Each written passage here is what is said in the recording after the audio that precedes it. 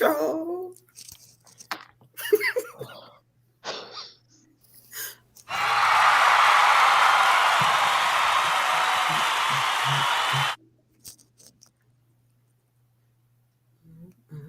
It's time for Inspirational Talks with Laura Simmons and friends.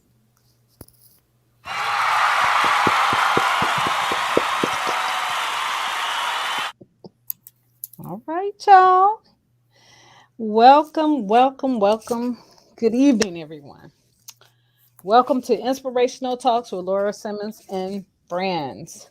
I am Laura Simmons, and today I have with me Ursula D. Allen Hi, everybody. and Margaret Green. How you doing? And our special guest today is J Envy. It's J Envy. Okay. Hold on. Okay, wait a minute. Save changes. Okay, and our special guest is Mr. J Envy out of Chicago, Illinois. He is a tattoo artist and a illustrator. So, guys, let's talk. Let's talk about it. We're gonna start out with our real estate queen. We need to get a little gold nugget today from you. Okay, today I want to talk to you about capital gain taxes on your investments. When you purchase property and you're interested in buying and selling, you know, everybody's interested in flipping, keep on wanting to flip their property as soon as they buy it.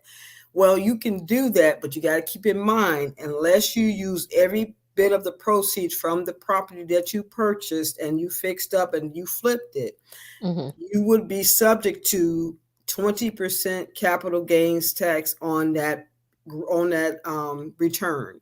So if you bought that house for $70,000 and you put $50,000 in improvements in it, that's $120,000, $125,000 that you have invested into the purchase of that home, and you sold it for say $225,000.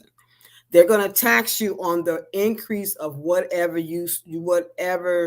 is left minus the amount you paid for it and the money you invested into it. So if you invested $50,000, they're going to deduct $50,000 from that money, and they're going to deduct the price that you paid for it, and they're going to tax that at either 20%, and it really ranges from 0% to 20%. It all depends on how much how much income you have, but you will need to consult your tax preparer, because I'm not a tax preparer, but you will need to consult your tax preparer to find out exactly how much capital gains tax you will be paying.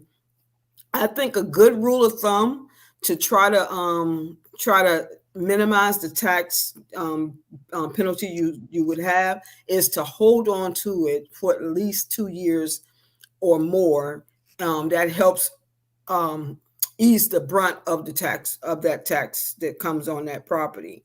So when you're making that decision on whether to become one of those famous flippers of real estate, keep in mind you're going to have to pay taxes on that money on whatever you earn above the cost of it and the improvement of it.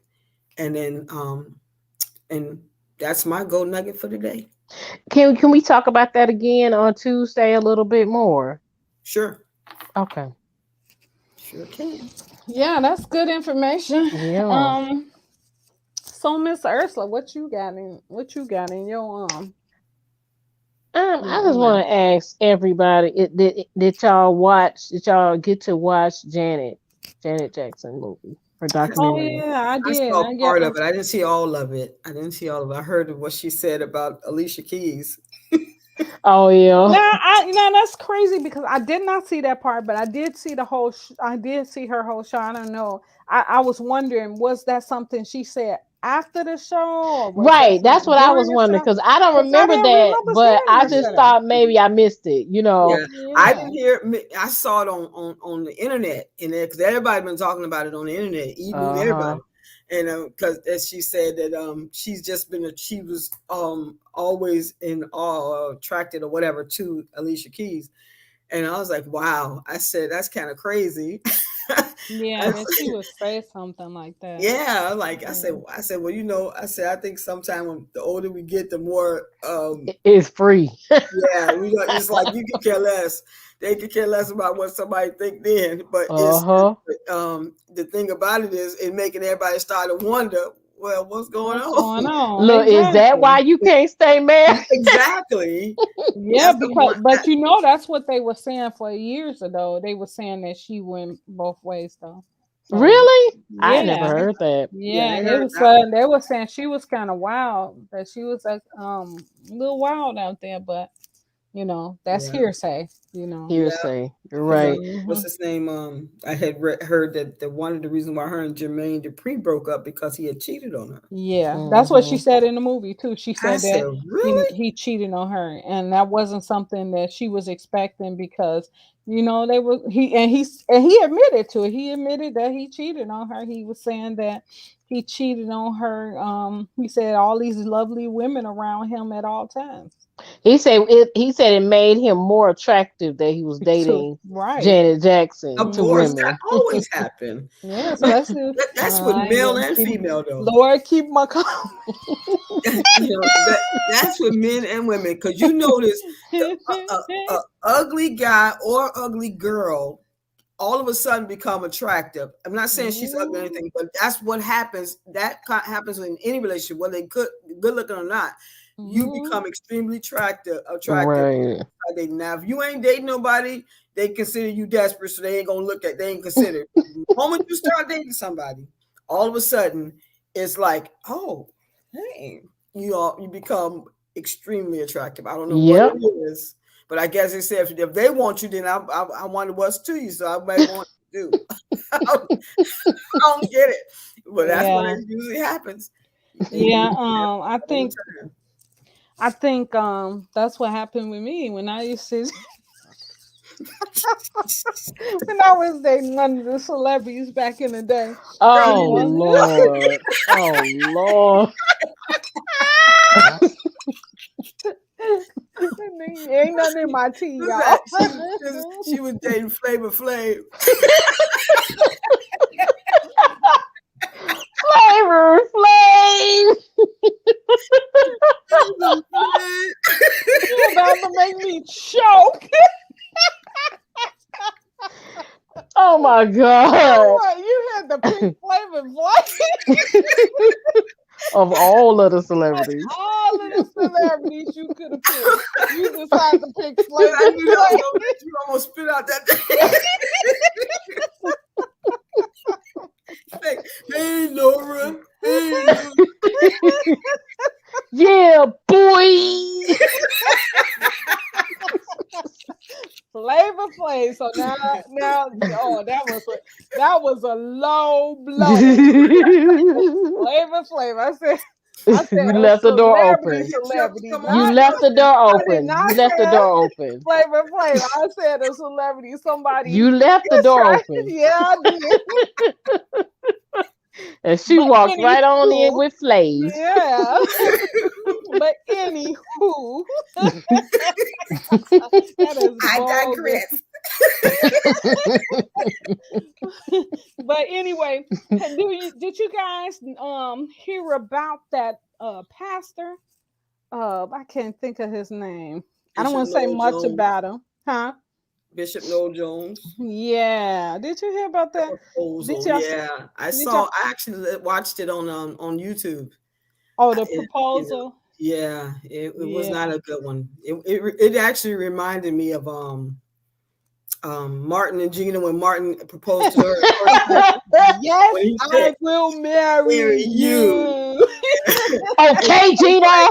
Yeah. I'm like, that wasn't no pretty nice proposal. And And then they said he bust was out with just, a Cracker Jack yeah, it was like, a ring out of a Cracker Jack box. yeah, I was I'm like, like, was that for real or was they just joking about that? oh, that was for real. And then he said, he said he was 72. He just turned 72. And he said he did not want to, I guess, grow old alone. So he needs somebody to push his wheelchair. Yeah, and that part cracked me up. I I'm was sorry. like, wow. I did laugh at that when he said that part. When he Yeah. I was like, want to make sure that somebody be able to push his wheelchair. I said, Lord, you better be careful what you say, man. It's like, I'm trying to tell you. I'm saying, Yeah. he know he got power in his words, so he really had to be careful about that one. I was like, oh Lord. But it was and when I saw that, I was like, man, she was smiling. I'm like, she was. She was happy at the fact that he asked her. That's why I was wondering, was it real? I'm like, they said it was real because of the fact that she wanted him to marry her years ago. Yeah, she had been wanting him to marry. Because even when they broke up, got back together. When they did Pastors of Hollywood, that's how she became in the forefront. Because they did Pastors of Hollywood, and he was on there one time. And one of the pastors told her that he will never marry her. Oh, so, wow. Wow. Yeah, I was like, wow. So so that's why when I heard about it, I was like, oh, I said, wow. I said, he waited until he got to 72. He said he didn't know whether or not he was okay with letting go of the fact that he can go whenever he want to.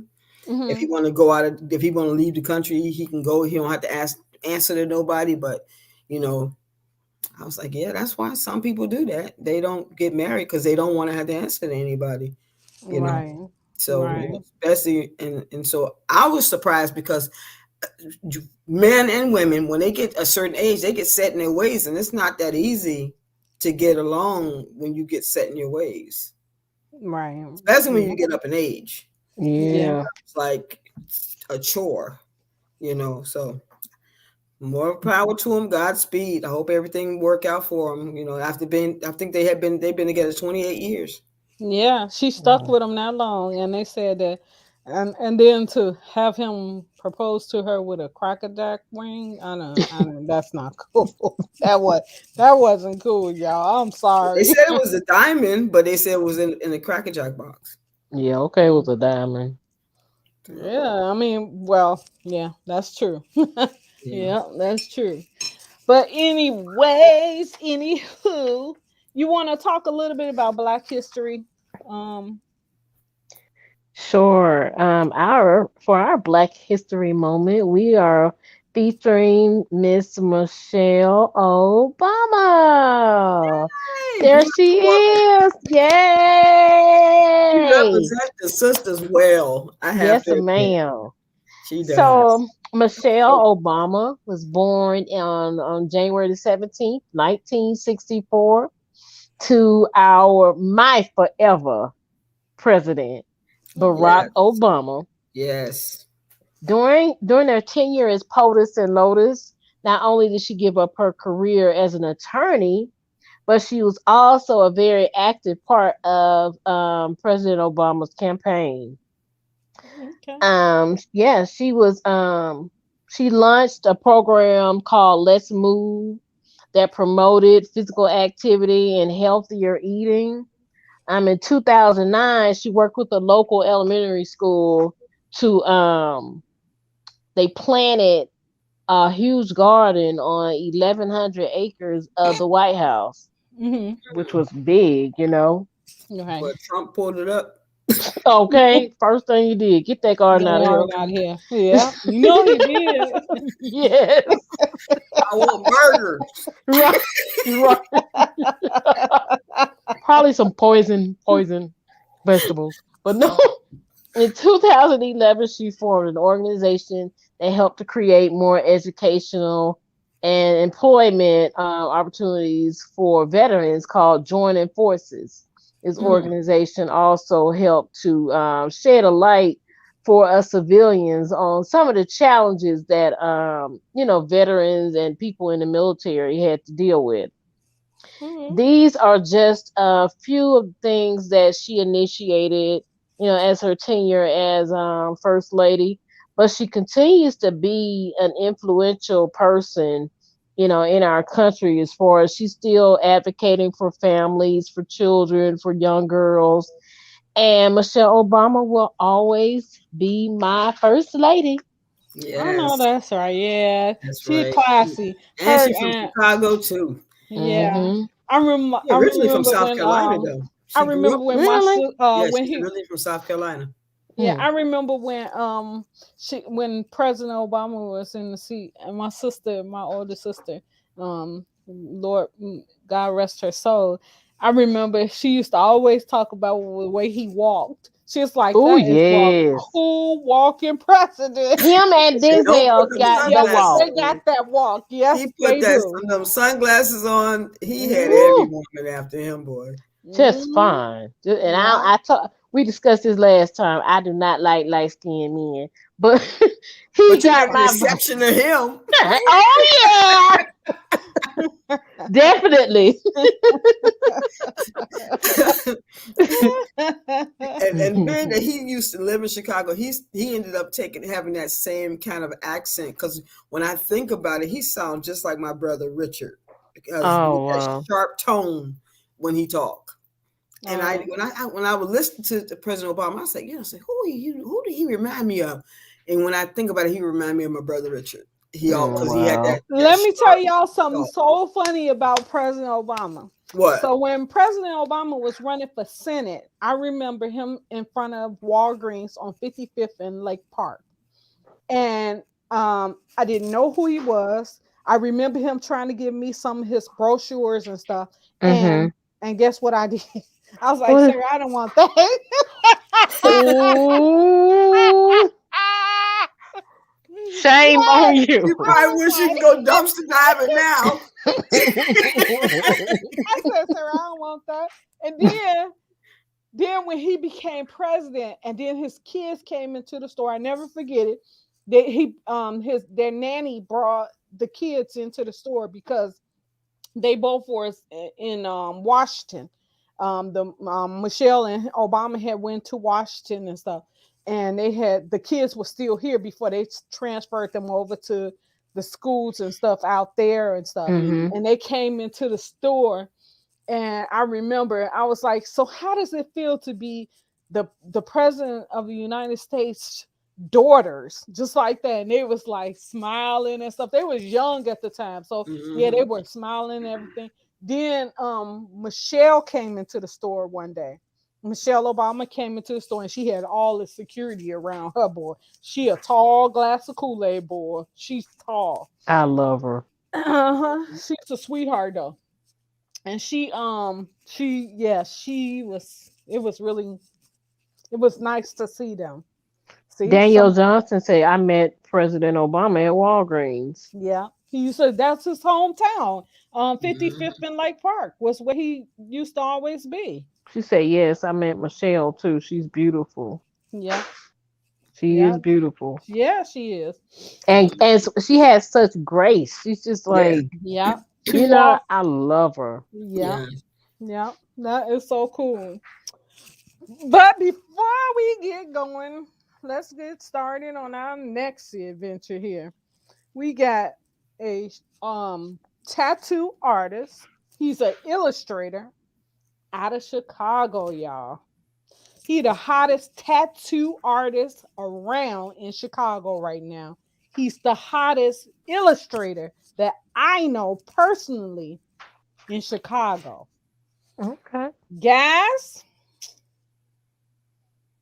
well, before I bring him on, I wanted to do this though. I wanted to send a birthday wish out to Sean. Happy birthday, Sean. Happy birthday, Happy birthday, Sean. Sean. Then I want to send one more birthday out to our Uh-oh. very own Margaret Oh my Lee. goodness. Her Well, I be John Brown. birthday. Happy Yes, Hercules, happy Hercules, birthday. Hercules, Hercules. Now That's very nice. Yeah. That's nice. That's real nice. You surprised me. Okay, y'all. So no longer ado, we are going to bring out our guest, Mr. J. Envy out of Chicago. Yay, Yay. Jason. Hey, Jay. Hello. Hi. How y'all doing? Good. How are you? Wonderful. And I'm all right. you? Cooling in the studio. I hear you. Okay. All right, Mr. J. So tell us a little bit about yourself for those that don't know who you are. All right. Well, for those that don't know, I'm a tattoo artist here out of the South Side of Chicago. Been tattooing professionally for 9 years. I own my own private tattoo studio. Illustrated a couple books. So I, and I do a little music on the side. So it's a love of mine. Yeah. Music as in what? Singing, rapping, writing? I can't sing. My voice too deep. I can't sing, but I can rap though. I can Okay. rap. I've always did the rapping ever since I was a kid, putting words together. So it was always something I like to do. Always something I enjoyed doing. Okay. Danielle Johnson said, "Hello, J Envy." What's happening, Danielle? How you doing? Wow, What? that is awesome. You gonna give us a couple of bars before the hour is up? Yeah. Oh no. Yeah, maybe he could break something, but I'm let's retired. you retired as of today, right? That's like 5 minutes ago. Yeah. So Jay, your journey is very interesting. Tell us a little bit about your journey as this young kid that enjoyed drawing, and how did you get started? Tell us. Well, I've always loved the art of tattooing. The first time I've ever seen anyone do it, I saw my mom do it. I was a kid. My mom did a tattoo on my auntie. It's old school hand poke, JoJo on the arm, and I'm like, "Mama, you can draw people's skin?" And she said, "Yes." And ever since then, I was in love with it. Around 12 years old, she bought me my first tattoo magazine. I begged her, like, "Yo, Mom, please give me this magazine." Every time we go into, because they would have those magazines back in the day, in the 90s, they would have those magazines behind the register at the gas station with the porn and the adult Playboy magazines. Like tattooing was like so taboo, you know. I never understood why she didn't want to give me those books until I got the book, and you have people full naked, full bodysuit tattoos, but it was art. It was art. It was a beautiful thing to see that you had serious collectors like that, and they was wearing these artists' work on them like that. It was just amazing. It was amazing to see. Wow. Okay. So how long have you been actually drawing? Because you really have a serious skill there. I'm looking at some of your pictures in the background there, and you really have some nice work there. Thank you. I've been drawing since I was 3. So I've been drawing for a long time. That's my first love, drawing on paper. And then I saw it later when I saw my mom do it on skin. And it was a long journey getting into the business, though. As a young Black man getting into the field of tattooing at the time that I was trying to get into it. From the moment I turned 18, I got my first tattoo, little bitty Mighty Mouse. And I'm talking to the owner, which back then, like now it's a little different, but early 2000s, late 90s, 90s was biker white-owned tattoo shops. So you going in those tattoo shops and you getting a little flash on the wall, some type of salutary flash or something like that, and they getting you in and getting you out, and they really don't care about you or nothing. They getting you in, getting you out. So them guys wasn't really trying to give me a shot at learning the art of tattooing at that time. You know what I'm saying? Oh, wow. It was a real like tight knit biker gang type pro white community at that time. You know what I'm saying? So a lot of Black artists went underground and was self-taught, and some Black artists got good at it because they're naturally talented. They got good at it, and they brought other Black artists in and started teaching them how to do it. And that's actually how I got on. A young Black artist by the name of Philippe taught me he brought me into the business, saw what I was doing, and was like, yeah, man, I can show you how to do this the right way. And he took me under his wing. And it took about, it took me about 10 years from being 18 to 28 until, because I was 28 years old when I met Philippe, to actually get into the business. But that's just how persistent I was, and getting into it. It was something I really wanted to do. That's good. So I'm sorry, go ahead. So did you get in a lot of trouble when you were in school about drawing? Because I'm sure, as you know, learning, drawing as a kid, I know that you was doing that in school, because I remember making little hearts and the bubble letters when I was in grammar school, and you get caught by the teacher doing it, you in trouble now. I never got in trouble for actually drawing because the teachers liked what I was able to do. So a lot of them were kind of like in awe of what I was able to do at that age. I think the only time I got in trouble for drawing something, I was in 8th grade, and you young teenage kid, got influence around you, your homies influencing you, and they like, man, draw this, draw that. So I actually drew like a inappropriate gang-like scene when I was a kid. It was a comic strip. Wow. And this was the first time that I really knew that I could possibly be an illustrator if need be, because he was just basically describing everything he wanted me to draw on this little sheet. And I basically made like a live comic. And it was funny to the point where even though I got in trouble, the principal didn't even want to like suspend me. He kind of gave me in-school suspension. He probably wanted it. I don't even have my drawing no more. He took the original drawing from me. No, that's why I said I knew he took it. Yeah, he took the drawing from me. Yeah, wow. It was crazy. And my friends who they watching this, they know who they are. They know what they asked me to draw, and they know it was on that paper. We just gonna keep it at that. They got you in trouble. They got me in trouble, but I took one for the team though. Okay. Wow. That's good. That's good. Go ahead, Ursula. Ask your question. I'm sorry. I know I. No, it's okay. I just wanted to ask you about something you said. You said I never heard it expressed like that. You said collectors, and you was talking about tattoo. Is that what you call people who get like the multiple tattoos? Yes. Oh. Because you have people who get tattoos, right? Some people just want to get something to express themselves, to form a change, bad breakup. You got to cover that name. And you have some people who really are into full body suits. They are serious collectors. They get, and you wouldn't even never know it because some of them may not even have it on their neck, but they have a full body piece under their clothes. Yeah, so they collectors. Yeah, I never heard that. A collector. I'm a collector. I got a body full of tattoos, and I'm gonna collect more. It's a way of me expressing my art for the field that I'm in. Wow. Daniel, does it become addictive? Because it seems like some people start becoming addictive to tattooing. It's like they get a tattoo and all of a sudden they go on and get another one, and then they go on and get another one. It's only addictive when it's good, when the work's good. Every person who got one tattoo and don't want to get another one, it's because the work was horrible. That's not true, Jay. Because if that was the case, that's not the reason why I'm not getting another one. That you still got one cover up though. You already said you want to get another that stuff hurt so bad. That's why I wonder how they do it, because I'm like, they act like it don't hurt. I was in tears.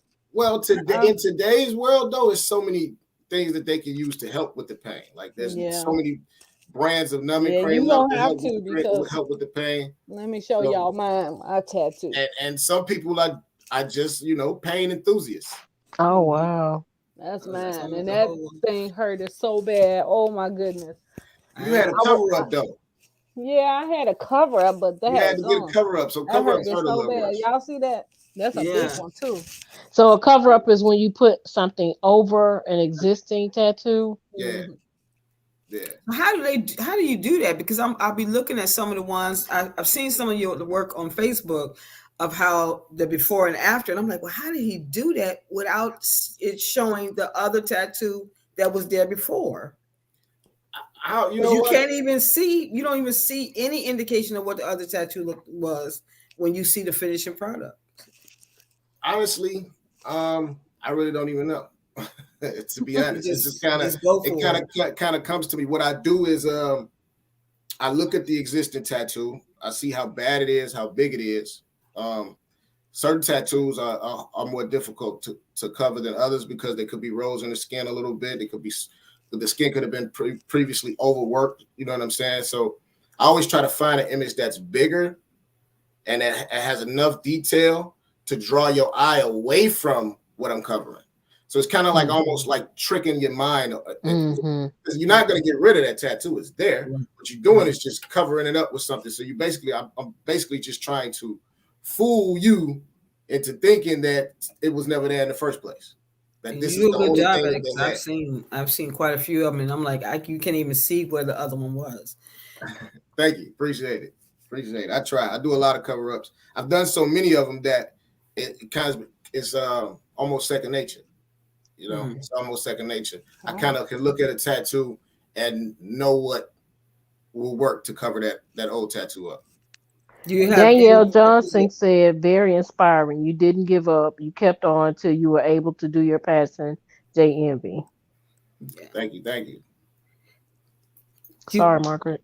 Oh, I forgot what I was. See, that what happened when you get older, man. I forgot what I was going to say. Oh my goodness, that was funny. That's and I said it on live hilarious. TV. I tell you what.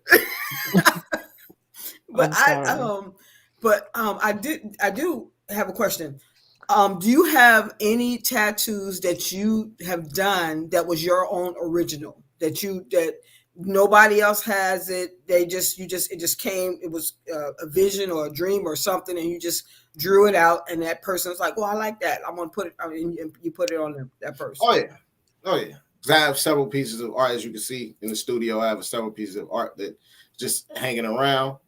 And a lot of the Afrocentric stuff that I have drawn, since it is Black History Month, a lot of the Afrocentric stuff that I have drawn, and a lot of people be wanting that, you know. But that comes with the people who got the fresh skin, you know what I'm saying? Who don't really want to cover up. They want something. They give you that. They trust in you when they walk in. They trust in you. They know they want a tattoo, so they just trust in you to bring a vision to life. And then they see something like that. They're like, "Well, is that your work?" And I'm like, "Yeah, that's my work. I draw that came from my brain." "Oh yeah, I want that. That's dope. Who else got that? Anybody else got that?" "No, right now nobody got it." You know what I'm saying? Yeah, I want that. So yeah, it's happened before. I like the one I saw of Malcolm X. I was just totally blown away when I saw that tattoo of Malcolm X. Thank you. I was like, oh my gosh, he depicted it perfectly.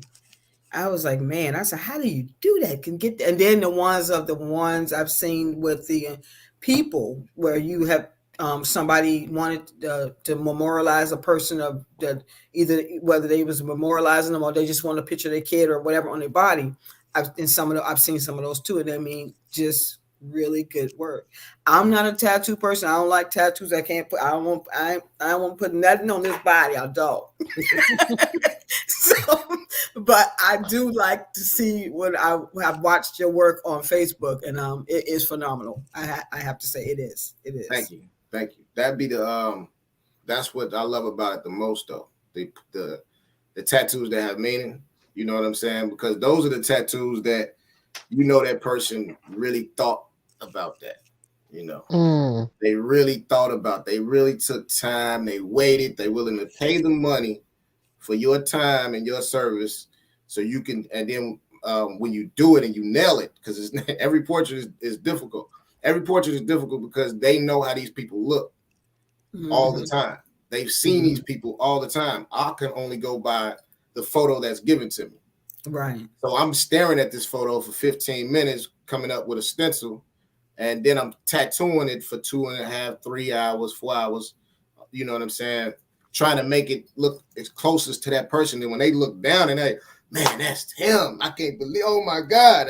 They loving it, the smile, that feeling, that energy. It just makes you want to be a better artist. It makes you want to sit down and work on your sketches, doodle and focus, and you know what I'm saying, and learn new tricks, new techniques from other artists. You know what I'm saying? YouTube University. You got YouTube University. You want to learn something about some art, you can go on YouTube and check it out. There's many techniques you can learn from an artist that if you know how to tattoo, you know the basics of tattooing, you can apply those same methods to tattooing. Yeah. So I love it. I love it. I love the feeling that I get from people when they see the tattoos that I've done on them, and they tell people about the work, and they like, man, he's solid, he official with it. You know, I love it. Yeah, you do. You get into your work. You really do get into your artwork of doing the tattoos. Now, I'm gonna tell you, I'm not gonna even lie to y'all. That stuff hurt. I'm just keeping it But you real. was twitching the whole time. Look, the whole time I was in that chair, I was. Have you ever seen somebody who take their toes? You took it like a G though. You sat there, you ain't squirm, you didn't cry. You know, you didn't cry. That was like me. Oh my goodness. She was holding on so tight.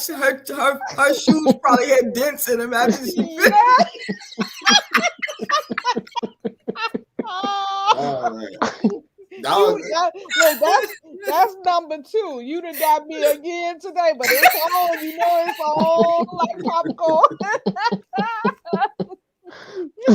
First she told me I was dating Flavor Flav.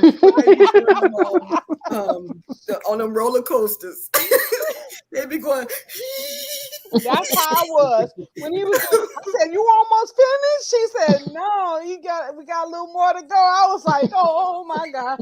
Oh, and I could not, I cannot believe how so many people had these sleeves of those things. Yeah. I'm like, you gotta be out of your mind to be. After a while, you get used to the pain too, though. After a while, you get used to the pain. I know. And you gotta understand, some people in the world, it's tattooing is therapeutic because you have people who cut themselves. Oh yeah. You know what I'm saying? So instead of them cutting themselves, they come get a tattoo.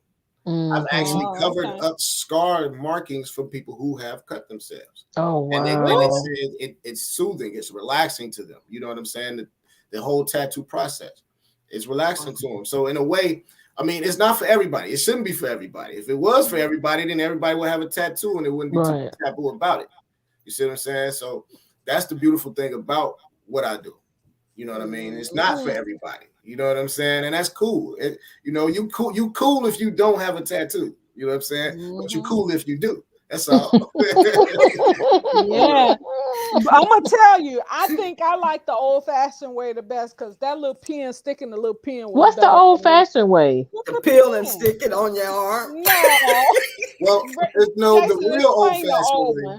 The real old-fashioned way is the way they used to do it, like in Polynesia with the stick, and they had like these little bone needles that they had. They sip ink, and they would hit, and it make this noise like tattoo, tattoo, tattoo. So that's basically kind of how they came up with the name. But us in the hood, us black folks, we took that little sewing needle. You did put a little string around that joint, had a little Indian ink, and was out there poking. Yeah. And it was easier. Yeah. Right. You know? Only thing about it, that with that doing it that way is they gotta smack your arm. Wherever you get this tattoo at, they gonna smack it. And I don't even know if they were supposed to do that. Right. Honestly. I think some people just enjoy hitting you. Right. I don't think that was very sanitary. I don't back to birth.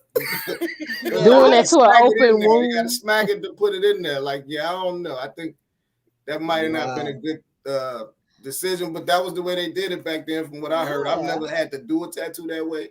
I've always used machines. But yeah. I don't know if I would want to do a head poke tattoo. Yeah, it seems long. They used to smack the crap out of wherever you get the tattoo, they hit it. And I'm like, do you really gotta hit me like that? They said that's to make the ink go through the tattoo. Somebody might have got smacked back. Yeah. I don't know if that was. I don't know if that was a smart thing. If that was supposed to go down like that, right? Because back then in them days, people weren't even wearing gloves when they were tattooing. Yeah, you're right. They wasn't. Kind of germs. Sanitary. Yeah, I don't know. But like back then, you would cut yourself and rub the blood with your homie and be like, "Yeah, we blood brothers." Blood brother. Oh yeah. You know what I'm saying? You can't do that in today's world. Right? You cannot. You walk away with all kind of diseases. Danielle Johnson said, "Wow, awesome story regarding the cover-ups." I want to ask you, have you had any issues like I always want to know, like, do diabetic patients, can they get tattoos safely? And have you ever had an issue with somebody who didn't take care of their tattoo to get like an infection or whatever that you know about? Well, thankfully, I've never had to deal with that situation. I try to explain the best the way I possibly can how to treat your tattoo and aftercare. I mean, I laugh and I joke with my clients. I have a good time. You know what I'm saying? They know it's pretty cool. But when it's time to get serious and I explain what they need to do with their tattoo, I definitely let them know. But what they do when they leave here, that's, it's not really my responsibility. I can't clean the tattoo for them. You know what I'm saying? So I've never had that. I've never actually had that problem. You know what I'm saying? Thank God. Because I, on my end, try to make sure that everything is clean in my studio. You know what I'm saying? Make sure that I'm using sanitized needles that are disposable. You know what I'm saying? And to make sure I'm wrapping and creating barriers around every surface area. You know what I'm saying? Just so I won't cross contaminate no individual. Now, what about the diabetic? Is it safe for someone with diabetes to get a tattoo? I'm sure I probably tattooed a few diabetics and didn't know it. Oh wow, okay. You know what I'm saying? So because ain't nobody gonna walk in the studio, yo, I'm a diabetic, man. Can I get a tat? You know what I'm saying? I was just wondering because like when people go get their nails and stuff done, they ask them sometimes, like, are you diabetic? But I guess, like you say, they probably could lie or whatever. Yeah. I mean, I guess because I have a private studio, and it's different. It's not like an actual storefront setting where, you know what I'm saying, you got 4 or 5 other artists, so they're probably be a little bit more conscious to do it then in that type of setting. But it's a private setting, they feel a little bit more comfortable, and they be at ease. They be ready to get a tattoo.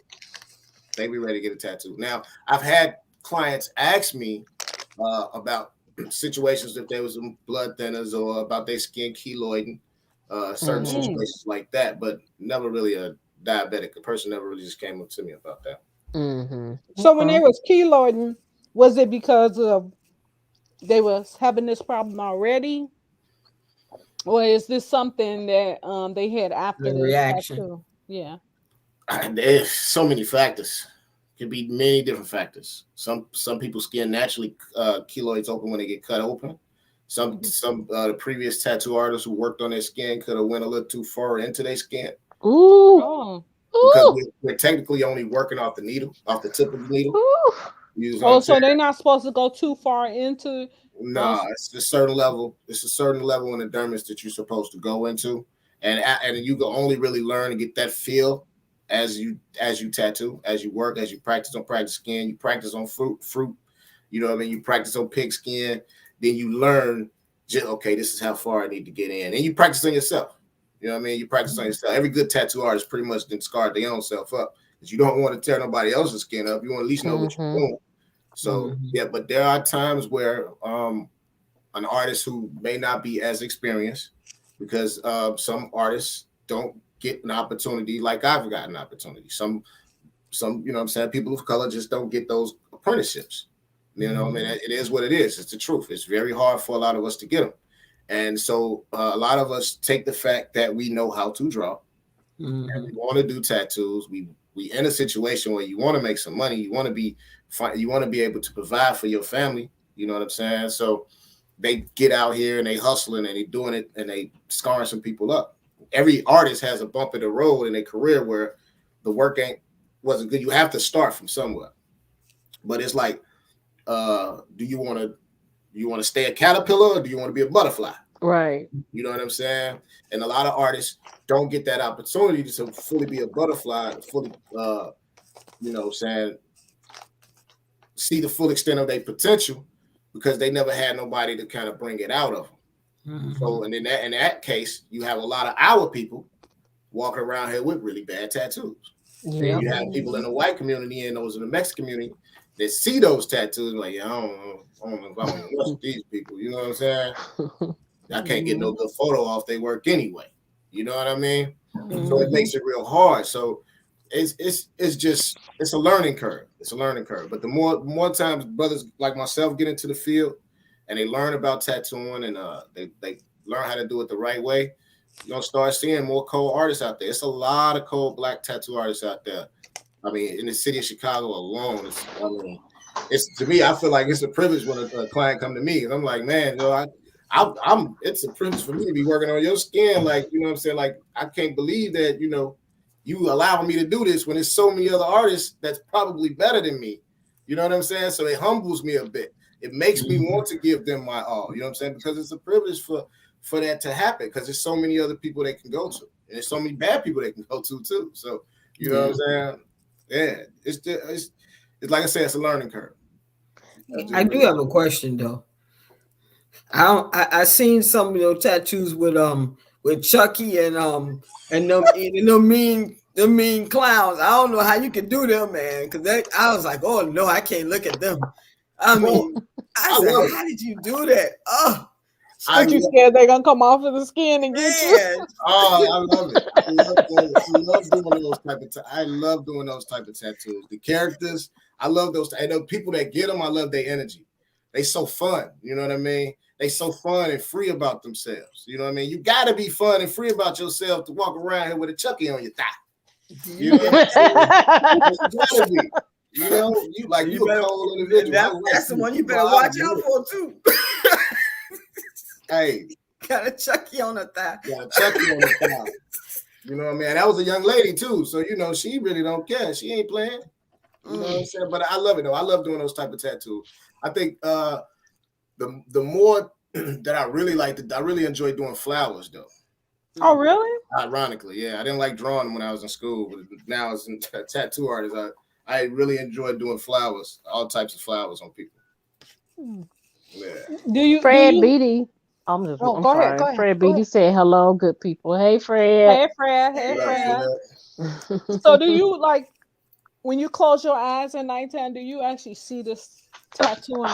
Like with me, when I started writing, I could close my eyes at nighttime and I see myself writing. So what do you like see that?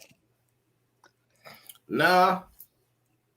Not when I close my eyes.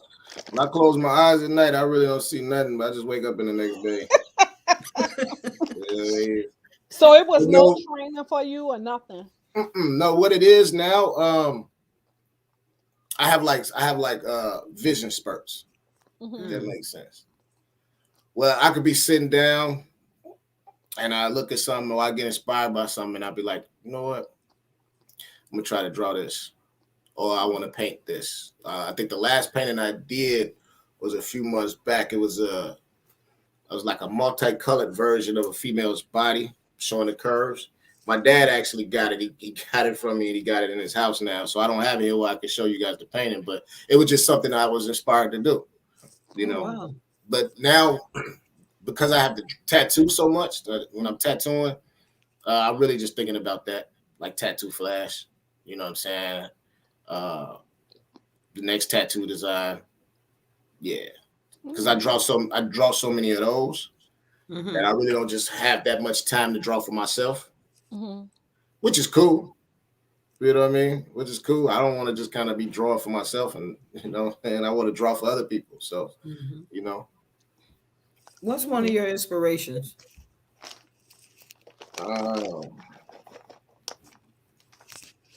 I know it could be multiple, but the drive. Well, I'm of course inspired by art and the art of tattooing. Definitely inspired by music, real lyrical, old school rap music, traditional form of rap music. Really inspired by that. I'm really inspired by our culture, and our people. The upside and the downside, you know what I'm saying? You got to know both sides of the coin to fully understand, our struggle. So all that inspires me to just to be great and leave a mark and be remembered. That's good. Yeah, because I did see one of your tattoos you did where it was of a black woman, and it was like she had one of them huge naturals, like the afro, Uh-huh. I was like, oh man, that's awesome. I was like, how did you do that? Because I mean, it was really nice. I was like, man, I said, I was just in awe because I was like, how could you, where did you get it from? And then how did you put it all together like that? Because I mean, it just it just jumped off the person's skin almost. Look, when you're looking at it, because it was like a afro. It looked like it was an afro with someone in it or something. I can't remember The afro exactly. with the crown in it. I remember what you was talking about. The afro with the crown in it and the script. Actually, that was that young lady's idea. That had nothing to do with me. I just brought it to life. Yeah, that was all her idea. She told me what she wanted, and I just drew it. And that's why I say it kind of stems back from that 8th grade day of me sitting in the class and somebody telling me what to draw, and I'm just sketching it out. And all that, who knew that all that, those little bumps in the road would help me get to this point. But yeah, it was pretty much all her idea. A lot of the tattoos be the client's idea. They don't be really my ideas, because a lot of people, they know what they want on their body. Right. But you do have those people who don't know what they want. They just want a tat. They like, what you got on the wall? You got a book. I just want this name. I don't care what you put on there. He gone. He dead to me. You know what I'm saying? Man, cover her name up, bro. You got a name right here. Or they got some Chinese letters that they got in the early 2000s that look mudded now. They don't know what it says because it don't say what it said back in 2000. You know what I'm saying? So they want all that stuff gone.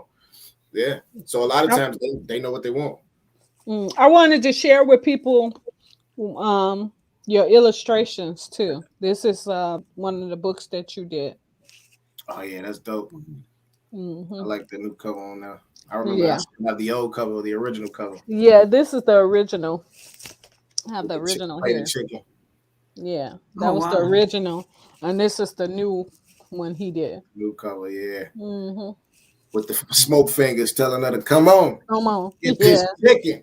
Yeah, when I first seen that, I was like, "Oh my gosh, this is really nice, dude." Thank you. That was fun doing that book too. It was real fun drawing that book too. That was at the time when I was just drawing a lot, trying to get ready for my move, because I was living in Mississippi at the time, so I was getting ready to move back to Chicago and start my life here and start the apprenticeship and everything. So it was fun. It was a fun time. Whenever I see that book, it's crazy. Whenever I see that book, I'm like, yeah, it's crazy where I was at that point in life to where I'm at now. Do you think you would have been as successful in tattooing living in Mississippi versus living in Chicago? That's a good question. I can't really say if I will be as successful. I probably won't be as good. Okay. If that makes any sense. Yeah, it does. Because I have a lot of people that support me, that know me in Mississippi. And I was voted most artistic creative in my high school. I was in the newspaper, like holding up the canvas. Oh, really? Yeah. So there's a lot of people that knew what I was capable of down there on the art tip. So I probably would have been successful, but I don't know if my work would have been as good because I wouldn't have learned it the proper way. Right. I would have had a lot of bumps and bruises along the way. If I didn't have that help, if I didn't have if I didn't have a mentor, I didn't have Joe in my ear. If I didn't have those two individuals, if Philippe didn't take me on and Joe Juggy was nice enough to teach me things, if I didn't have those brothers in my ear, a couple other artists too, that I know, my man Terrence, he was another artist that taught me a lot. If I didn't have those brothers in my ear, coached me along the way and like, yo, try it this way, approach it this way. You should do this, you should do that. You know what I'm saying? If I didn't have those brothers in my ear, I probably wouldn't have been as good. Okay. I'm sorry, y'all. I'm hungry. I haven't ate anything. And I have another question. Have anybody came to you and said, my son or my daughter or is interested in tattooing? Can they shadow you, or can they just watch how you do it, and can you teach them? Have anybody came to you about that? Not yet. Okay. Not yet. If they do, I'm willing to teach them. I don't care. Yeah. If you want to play, you got to be serious about it. Yeah, that's true. I'm definitely not gonna take it it took me a long time to get into it. I really respect the art of tattooing. You know what I'm saying? So I'm not gonna allow anybody that learns from me to play with it, because the person that I learned from didn't allow me to play with it. You know what I mean? Still treated me as an equal, as an individual, but let me know how real it is. You know, and at the end of the day, this is people's skin. You know what I'm saying? So they are trusting you with a service. You know what I mean? You have to do it the right way and do it the best way you can, the best of your abilities. They like it, they gonna rock with you. Tell Jason, can you tell people where they can find you on Instagram and Facebook? Okay, on Instagram, my original Instagram was hacked. It was the JMB13 tattoos, but I have the hashtag. So if you just want to look at my work, you can hashtag JMB13 tattoos. I'm building my new page now. My new page is Studio Envy Inc. Highlighting the studio and highlighting the business itself. Studio is STUJO, Studio Envy Inc. You can check that page out and you can see some of my work there. And you can also find me on Facebook at JEnvy. Yeah. I might get a TikTok though. I see everybody's getting a TikTok. You need a TikTok. I was just going to say that to you, because when you be doing those actual videos where you're doing tattoos and stuff, that would make you, oh man, oh my goodness, people love to see that. Yeah, they actually love it. That's what I've heard. And I do a lot of background talking with my videos. And they love that kind of stuff. The voiceovers, yeah. Now, can you do a favor for us? Because I know that you can freestyle. Can you freestyle something regarding inspirational talks with Laura Simmons and friends? Because I know you can do some dome stuff. I done seen you do it. Let me see. All right. Let me see what I can do, man. Young man with gun in hand, childhood over. 16 with lost dreams to be a hood soldier. Mom sprung on pain pills, codeine spills. Pop's gone, so it's game on. Now we in the field. Join the gang for brotherhood while in the hood. Life seems good. Tied down to the lick. Really living it, getting it by the bag. Now he moving fast, can't see through the looking glass. When shots blast, blind lead the blind, with no direction, just getting money. Younger was once hungry. Now I'll let it go. I ain't gonna keep going. All right. That's good. That's what I'm talking about. That's freestyle. That's freestyle for you. That's good. Right. I don't want to give you my bars, because what I don't want to do is make you feel embarrassed by this old lady coming to you down. You know what I'm saying? I'm retired. I used to rap too back in the day. All right, Ursula.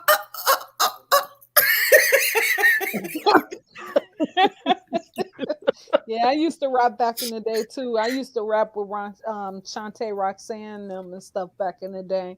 Oh, that's right. Yeah, you know, when you were dating those celebrities, Flavor Flav. You're right. I'm gonna get you for that Flavor Flav stuff, but okay. Daniel Johnson said, great questions from the inspirational team and very professional responses made by JEnvy, the tattoo artist. Very humble demeanor, great analogies such as the caterpillar versus the butterfly. Great freestyle too. Thank you. Appreciate it. Much love. Appreciate it. It was very nice to meet you, sir. Yeah. Thank you. I appreciate it. Appreciate y'all for having me on. You know what I'm saying? Inspirational talks. This was dope. Yeah, thank you for coming. Happy belated birthday. You know? Oh yeah, happy belated birthday to you. Yes, thank you. Yes. Okay, here I go. I'm gonna burst a line. Oh Lord. Y'all put me on the spot. You be jealous. That's all. You did good, Joe. I'm gonna start doing like the mother rappers and have written quotes ready for when people want me to freestyle. So I just spit some stuff like that, because people. You get it however you can get it. You know what I mean? It's somebody saying, "Oh, I'm looking for a freestyling is a lost art." Freestyling, it really is. Freestyling, people don't freestyle that good no more. You know, people rapping that boom bop route. You know what I mean? I don't know what they be saying. I feel like my grandmama. You know what I'm saying? Can't understand half the joint these kids be saying nowadays. Danielle said, "You're welcome. Good to see you, and happy belated birthday." Yes, indeed. Thank you. All right. Well, that will bring our show to a closing. Thank you guys for tuning in to Inspirational Talks with Laura Simmons and Friends. Thank you, Jay Envy, for being our guest today. Yes. And we want to ask everyone that is on the live to please share, comment, like, and follow us on Instagram and our YouTube channel. If you have not subscribed, please subscribe. So every time the show come on, you'll automatically get a message letting you know that we are on the air, babies. Mm-hmm. Yes, But indeed. I gotta wrap out of this. I'm gonna rap for y'all before we leave the show. Oh, No. goodness. Oh Lord. Somebody calling me. Huh? No.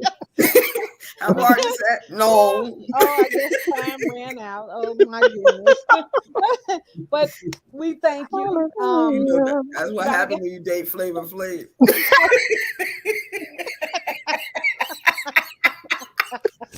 Wow. Danielle said the show was very inspirational as always. Thank you, Danielle. Thank you, for tuning Danielle. in. Thank you so much for tuning in. Please make sure that you share the live. Thank you. And thank you guys for tuning in today. That will be the end of Inspirational Talks with Laura Simmons and Friends. We are off the air. Bye, everybody. Bye.